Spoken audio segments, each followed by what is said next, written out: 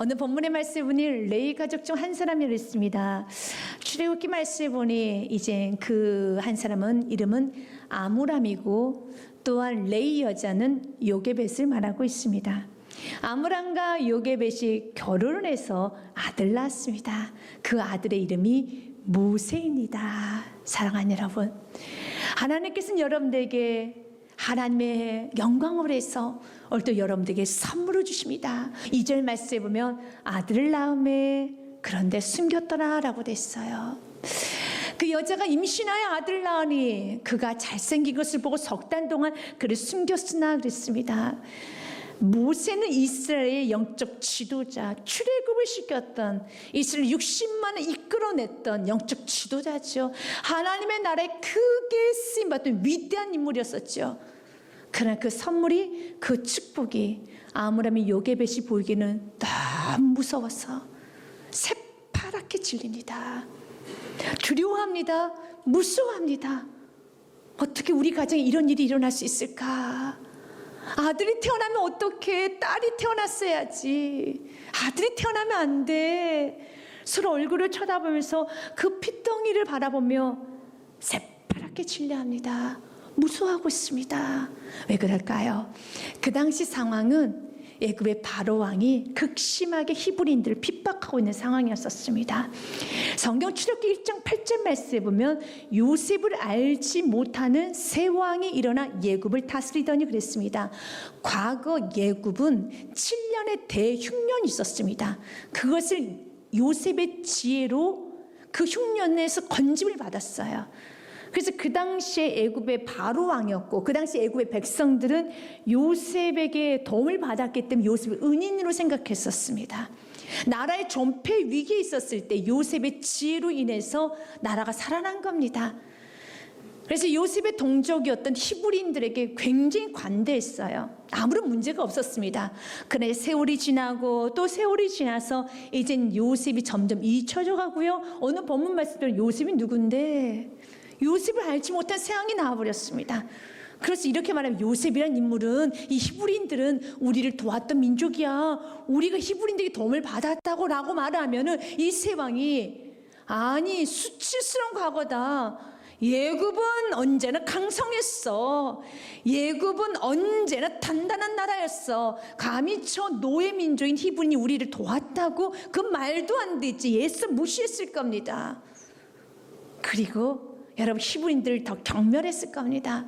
요셉을 전혀 기억하지도 못한 새 왕이 일어나서 이스라엘 백성 히브리인들이죠. 핍박하기 시작합니다. 왜냐하면 애굽 백성보다 히브리인들이 훨씬 더 숫자가 많아지기 시작하는 거예요. 그래서 두려움이 느껴서 그 왕이 9절과 10절 말씀을 보면 자국민들에게 애굽 백성들에게 이렇게 말을 합니다. 그가 그 백성에 이르되 이 백성이 이스라엘 히브리인들이 우리 민족들보다 우리 애굽 민족보다 훨씬 많고 강하다. 10절 말씀에 자 우리가 그들에게 대하여 지혜롭게 하자. 지금 잘 다스려야 된단다. 두렵건대 그들이 더 많게 되면 전쟁이 일어날 때 우리 대적과 합하여 우리와 싸우고 이 땅에서 나갈까 하노라 하고 우리 대적해서 그들이 지금 우리를 쫓아낼 수도 있다. 그들의 힘을 눌러야 된다 라고 그들이 생각한 끝에 아주 잔인한 명령을 합니다. 누구든지 이제부터 남아가 태어나면 무조건 날강에 던져버려라 말합니다. 이 22절 말씀이에요. 같이 읽습니다. 시작. 그러므로 바로가 그의 모든 백성에게 명령하여 이르되 아들이 태어나거든 너희는 그를 날강에 던지고 딸이거든 살려두라 하였더라. 그래서 그 부부가 아므람과 요게벳은 새파랗게 질린 거예요. 그의 형의 아론은 여러분 아무런 문제가 없었던 것으로 우리가 좀 본다라면 이 명령은 모세가 태어나기 직전에 내려졌던 명령인 것 같습니다. 딸이 태어나길 바랐겠죠. 아들이 태어났습니다. 새파랗게 질린 거예요. 무서운 겁니다. 두렵습니다. 어떻게 해야 됩니까? 날강에 던져야 됩니까? 아니면 이 자녀를 키워야 됩니까? 자녀를 키운다는 것은 그 당시에 주군의 왕의 명령을 어긴다는 것은 단순히 부모의 목숨뿐만 아니라 그 가족 전체 목숨이 여러분 위험할 수가 있습니다. 그의 형 아론, 그의 누이 여러분 미리암까지도 죽임을 당할 수 있어요. 이것은 그렇게 쉬운 문제가 아닙니다. 어떻게 해야 됩니까? 어떤 결정을 내려야 됩니까? 사랑하는 여러분, 우리도 인생을 살면서 이런 어려움이 올 때가 있어요. 내가 생각했던 이상의 어려움이, 또한 내가 어떻게 문제를 해결될지, 어떻게 해야 될지를 모를 때가 왔습니다. 내가 자녀를 어떻게 키워야 될지, 앞으로 사업을 어떻게 해야 될지, 순간순간 내가 어떤 것이 옳은 것인가를 결정해야 될 때 힘들 때가 있습니다. 근데 우리 그리스도인들은요, 세상과 사람과 다르게 믿음으로 결정해야 되는 겁니다.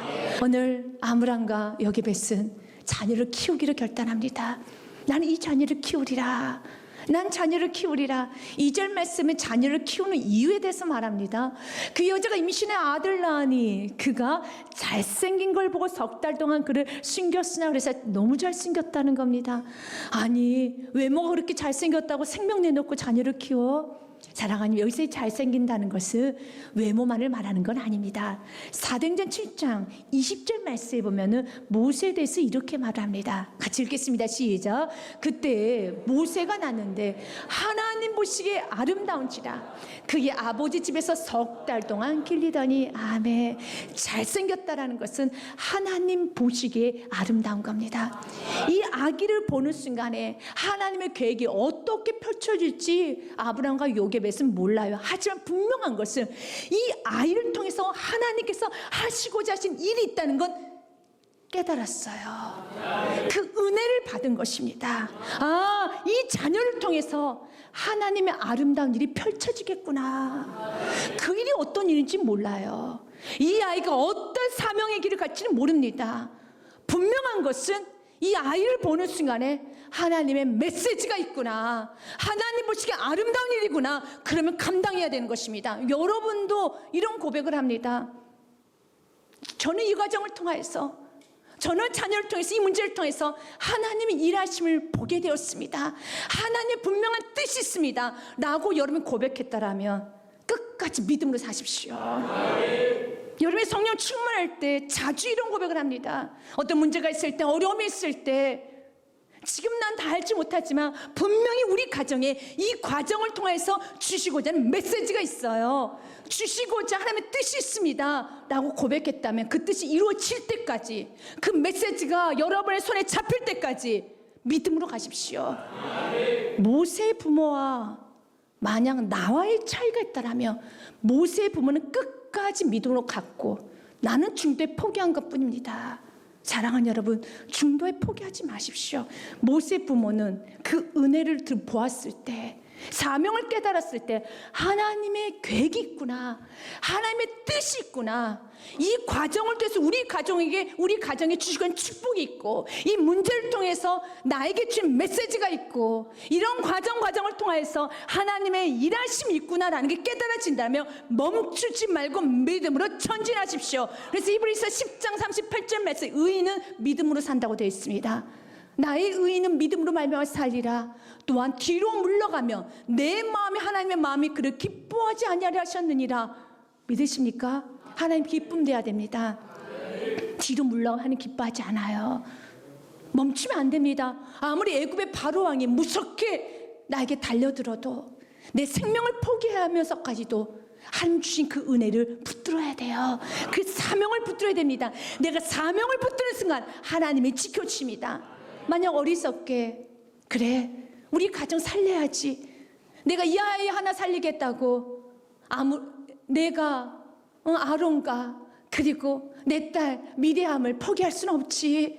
우리 가정이 다 풍지박산 될 수는 없지. 여러분, 가정은 여러분이 지키는 게 아니에요. 생명은 여러분이 지키는 것이 아니에요. 사업장은 여러분이 지키는 것이 아니라 하나님이 지켜주는 것이고, 나는 믿음의 길을 가야 되는 것입니다. 그래서 39절 말씀 같이 읽습니다. 우리는 뒤로 물러가면 멸망할 자가 아니요 오직 영혼을 구원함에 이르는 믿음을 가진 자니라. 아멘. 뒤로 물러가 보십시오. 망하는 길이에요. 여러분, 믿음으로 사는 것만이 승리하는 길이에요. 믿음으로 살면 여러분의 삶의 대로가 열립니다. 그래서 성경은 이 여인에 대해서 믿음으로 자녀를 키웠다고 성경 기록되어 있어요. 히브리서 11장은 믿음의 영웅전이죠. 믿음으로 승리했던 수많은 위대한 인물들의 인물들이 기록이 되어 있어요. 아벨서부터 시작해서 아벨, 에녹, 아브람, 이삭, 야곱, 요셉, 사라, 모세, 이런 위대한 인물들이 있는데 그 중에 11장 23절 말씀 보면 모세의 어머니, 아버지도 나옵니다. 같이 읽습니다. 믿음으로 모세가 낳았을 때 그 부모가 아름다운 아임을 보고 석 달 동안 숨겨 왕의 명령을 무서워하지 아니하였으며, 아멘. 이 아이를 키운 이유는 내가 부성애 때문에, 모성애 때문에, 책임감 때문에 아닙니다. 믿음이에요, 믿음. 이 아이를 통해서 하나님 보신 아름다운 계획이 있다는 것을 보았어요. 그 은혜를 받았어요. 하나님의 뜻이 있구나, 하나님의 메시지가 있구나, 하나님의 관여가 있구나, 하나님 이 가정을 통해 하나님께서 나에게 준 메시지가 있구나. 그러면 그 메시지에 붙들었어요. 믿음입니다. 그리고 믿음으로 자녀를 키웠어요. 그때 하나님은 히브리서 11장 그 믿음의 영장에 모세의 부모가 여러분 기록이 됨을 믿으시길 바라겠습니다. 우리가 이 히브리서 11장 23절의 말씀을 좀 더 모세를 키웠던 40년 동안 키웠던 헤세투스 공주와 비교해 본다면 좀 이성적으로는 좀 맞지 않는 분이 있는 것 같습니다. 왜냐하면 진짜 모세를 키웠던 건 40년 동안 키운 것은 여러분 바로의 공주, 바로의 딸 헤세투스입니다. 그가 모세를 키운 거예요. 40년 동안 공주에서 키웠습니다. 갈대 상자에 떠내려가는 그 아이를 보고 불쌍한 마음이 생겼어요. 그래서 그 아이를 건졌습니다. 그 아이를 키웠어요. 이건 참 은혜죠. 이건 정말 기적 중에 기적이죠. 애굽 측에서 보면은 모세는 원수 중에 원수입니다. 근데 그 원수를 누가 키우고 있습니까? 바로의 딸이 키우고 있어요. 어디서 키웁니까? 애굽의 궁전 안에서 키우고 있어요. 정말 희한하죠. 그럴 때 하나님께서는 이 40년 동안 키운 이 공주에 대해 칭찬해야 돼요. 그의 업적 공로를 인정해 줘야 되지 않겠습니까? 인정해 주지 않아요. 하나님은 믿음으로 사는 것만 인정해 줍니다. 세상에서도 착한 사람이 많아요. good neighbor라고 그러죠. 선한 사람들이 많습니다. 동물을 사랑하면서 자기는 좀 허접하게 먹는데 동물에겐 잘 대준 사람이 있고요. 정말로 착한 사람이 많아서 가난하고 소외된 이웃들을 향해서 자기 시간, 물질, 모든 거 다 희생하면서 그들을 만나서 위로해주고 같이 잠도 자고 허그도 하고 여러분 또 물질로 도와주고 같이 어려움도 겪어가면서 이렇게 착한 이웃들이 많습니다. 그러나 하나님은 그들에게 대해서 인정해 주지 않습니다. 왜 그렇습니까? 하나님께서 인정하신 사람은 믿음으로 사는 겁니다. 그는 자기가 좋아서 하는 것뿐이야. 동물이 좋고 사람들에게 착하게 대해주는 거, 가난한 자를 돌보고 어려운 자에게 내 물질을 나눠주는 게 너무 좋은 것뿐이야. 내가 생각하기에, 내 가치관으로 생각하기에, 내가 중심적으로 생각했었을 때 가장 기쁨이 되고 희열이 되고, 그 너무너무 좋은 건 가난한 자들과 나누며 사는 게 너무 좋아서 내가 좋아서 하는 것뿐이야. 그래서 하나님은 인정해 주지 않는 거예요. 여러분의 삶의 중심에 하나님이 이를 기뻐하시는가? 여러분 삶의 중심에 하나님이 원하시는가? 믿음으로 살기 시작하며, 그래서 그 믿음으로 여러분의 감정과 여러분의 시간과 여러분의 물질과 여러분의 모든 걸 포기하면서까지도 하나님의 뜻을 이루어가기 원한다라면 그것이 믿음으로 사는 거예요. 오늘 모세의 부모는 부성애 때문에 키운 거 아닙니다. 자녀를 책임감 때문에 어떻게 자녀를 날강에 던질 수 있어, 나는 그렇게 잔인한 사람 안 돼, 그러는 마음으로 키운 거 아닙니다. 한 가지입니다. 믿음으로 생명 걸고 키웠어요. 믿음으로 모든 걸 포기하고 다 키운 겁니다. 믿음으로 키운 겁니다. 그래서 하나님은 3개월 키운 그 모세의 부모에게 하나님, 너는 믿음의 사람이야, 너는 믿음의 영웅이야, 너를 통해서 하나님 위대한 일을 계획하고 있단다. 사랑하는 여러분, 우리가 한 인생을 살아가면서 하나님의 아심받는 인생을 살아야 되는 것입니다. 3절 말씀 보면 이제는 그 모세를 날강에 떠나보냅니다. 3절 말씀 같이 읽겠습니다.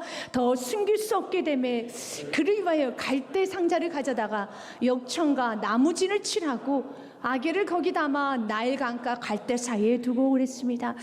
더 숨길 수 없게 된다는 것은 내가 최선을 다하고 이제 더 이상 할 수 없어서 포기하는 의미에서 여러분 그 아이를 날강에 떠내려 보냈을까요? 아닙니다. 만약 포기했다라면 히브리서 11장의 믿음의 장에 모세 부모의 이름은 기록되어 있지 않습니다.